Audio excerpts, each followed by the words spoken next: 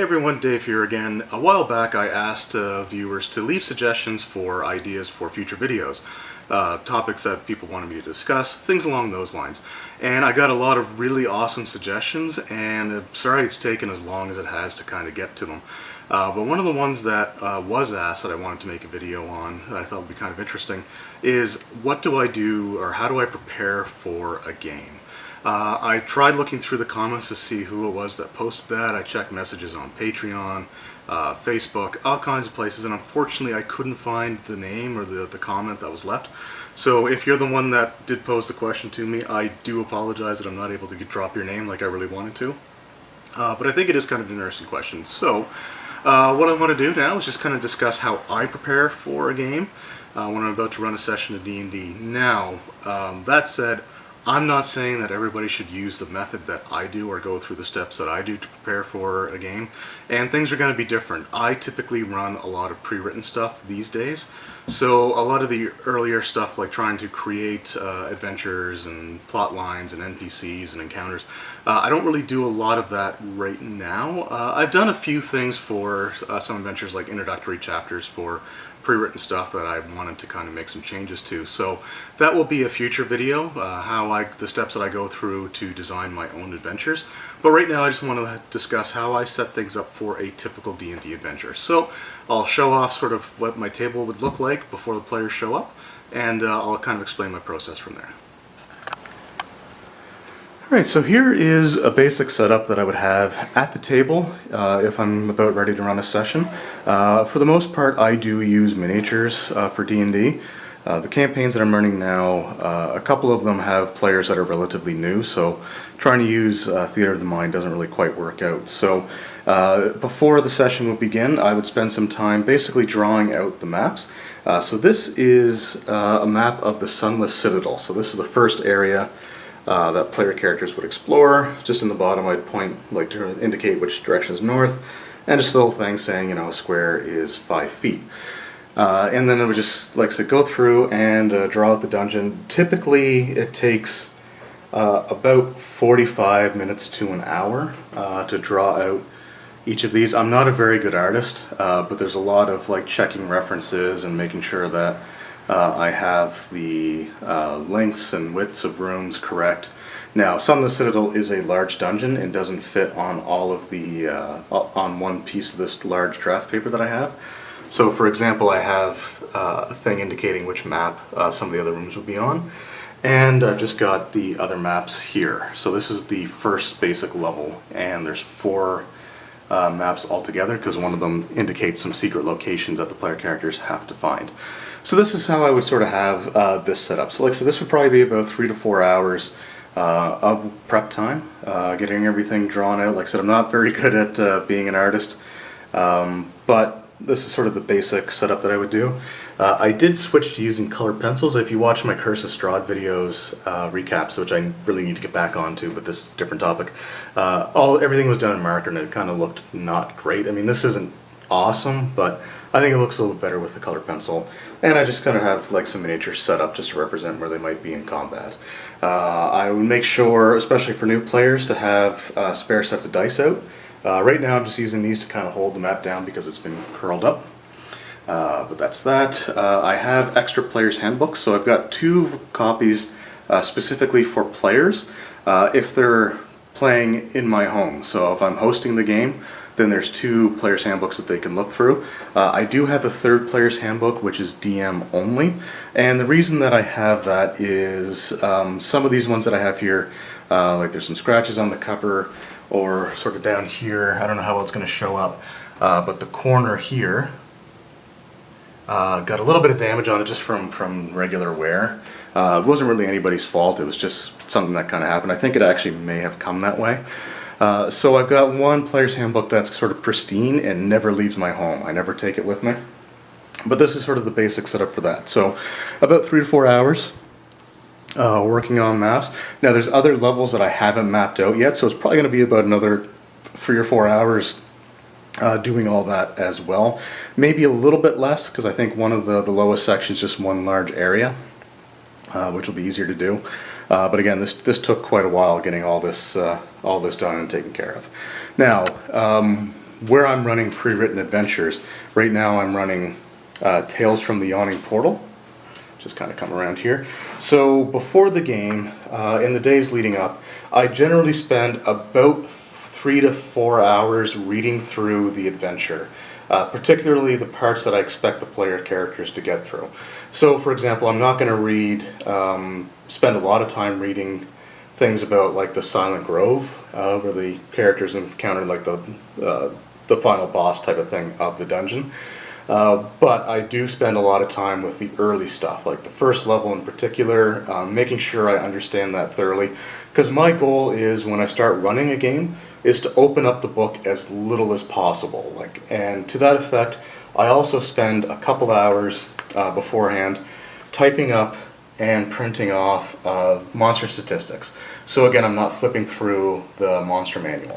This isn't something that you necessarily need to do. If you're okay flipping through the monster manual, that's fine. I used to write these out by hand on cue cards, but cue cards sometimes don't hold everything. So I just have here a few pages, and I did cut out a little bit of information, like I didn't really put languages or stuff in there. But I do go through and, like I said, type up these statistics. So I've actually got 1, 2, 3, 4, and 5. So I got basically 4 1/4, almost 4.5 pages of monster statistics typed out. So that probably took a couple hours again, just to go through, type everything. And the way that I handle my books makes it a little bit tougher, because I don't like to leave them laying flat. So I actually will hold the book like this in my hand and just type with the other hand. So it's a bit of a slow process for me, but that's what I go through, because again, I don't want to be flipping through the monster manual. Looking down here, I do have a few bookmarks in the monster manual, and that's for a couple of encounters that really are very optional and that the player characters may not necessarily go through. In this case, it was an encounter with some mephits, a steam mephit and an ice mephit, that were trapped in this iron barrel that was used to basically create like hot water through the complex. So this iron barrel was sealed shut.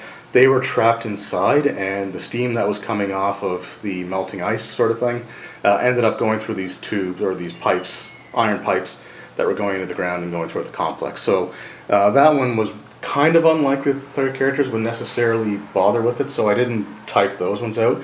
As it turns out, both groups that I went through this adventure with ended up actually having that encounter, but that's okay. It was, one page and then the next to go kind of back and forth through. Now, another thing that I typically do, so this is the setup sort of behind my screen. I'll come out here a little bit so you can kind of see. So what I'll have is my stack of books with the adventure book usually on top, player's handbook underneath that, just in case there's any questions about spells or how certain things work. Monster manual above that, and DMG usually on the bottom, because that's the one that usually gets consulted the least when running a session. I also have a few sets of extra dice set aside. I have my primary set that I try to use when I'm running the game, but if I find that they're rolling poorly, I will usually switch them out, and again, I like to have them separated by the individual set so I can just change out the whole set. I don't like mixing and matching too much. And just always have a few extra pencils as well. One thing that I do sometimes, not all the time, but there are instances where I want to cut down on just a few things if I can. So I might pre-make some initiative trackers. So for example, I just have this, I would normally do this in pencil, by the way. I just wrote this in marker so it would show up a little bit better on camera. So I'd have like the player character, and I'd have the player character names here, is what I would typically go by.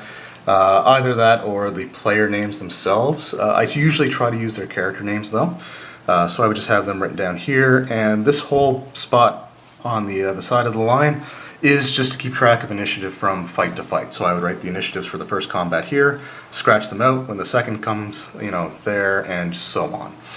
For the monsters, oh, by the way, player characters are responsible for tracking their own hit points. As for the monsters, what I may do is pre-roll their initiative. So, for example, one of the first encounters you're likely to have in some of the citadels with 3 giant rats. So I have hit points here. Now, again, they only have 7 hit points, so odds are they're only going to take 2 hits before they're killed. So I don't really go through and give a lot of space for them, because, normally it would just be, go from 7 to say, 3, and then 3 to death, and I would just cross them out like that. So I just kind of go through that. Now, where, again, this would also be in pencil.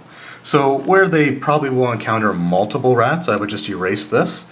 And I may have a thing where I keep track of how many rats are killed. So I may end up having like tick marks, or I would just basically, you know, because I give a few lines, just go down and write in a few more. I would pre-roll their initiative, just so it's already done and out of the way, so I can focus on the player characters. And for the encounters that are likely to happen, I would do that, repeat that process again. So for example, there's skeletons here. I rolled their initiative. They have 13 hit points each, so they may take a few more hits. So in these cases, I gave a whole line so I can kind of scratch down. And again, you know, if they have future encounters, I can just write in extra hit points and sort of go from there. And then really the last thing is just having miniatures set up and ready to go. I have a few extra pencils. I don't know if I mentioned that, just in case players need them.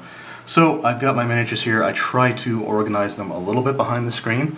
So I've got kobolds here, skeletons. These two miniatures I use for the mephits, the white dragon. This one here, in particular for Son of the Citadel, this is just to represent a dragon statue. That would actually be found, I believe, in this room here. And the reason that I just have that instead of trying to draw one is because I suck at drawing. So I have that for those purposes. Other than that, I've got sort of my like goblins and hobgoblins and a couple of bugbears in case the player characters encounter them. And then I've got some miniatures for the final encounter. So that's sort of the process that I typically go through. And I'll just kind of give my, my final thoughts on that here in a moment. Alright, so that's sort of an example of what I would do to set up for a session of D&D. Now, I was very specific about my process with Son of the Citadel because that's what I'm currently running. But I would go through similar things for just about any adventure that I was running. The prep time leading up to the session was, in this case, about 8 hours, 8 to 10 hours. So there was about 3 to 4 hours drawing the maps, 3 to 4 hours reading through the adventure, particularly the early sections that I know the player characters are going to be going through, and about 2 hours writing out, typing out creature statistics and getting that all set up. So about 10 hours to prepare for that session. If I'm not using miniatures, it does cut down quite a bit. I mean, there's probably also about an hour spent trying to find miniatures as well that work for the encounter, especially the named NPCs.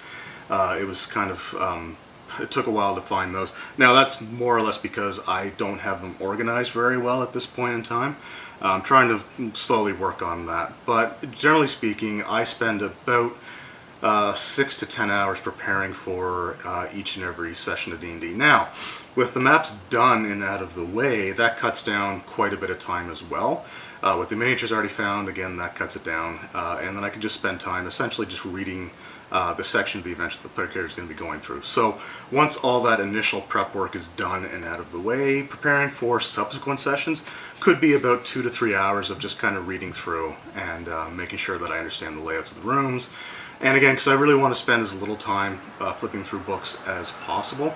Now, reading off room descriptions, stuff like that, I will have the book open for that. But I want to make sure that I still understand the layout of everything, the tactics that the monsters will use, things of that nature, to try to cut down on the time spent flipping through things. Especially where I'm doing Adventurers League now at the store. Those sessions are usually between 2 to 4 hours. So, I hope that sort of gave some insight as to, you know, how I do things. Again, I don't expect everybody to go through the same process that I do.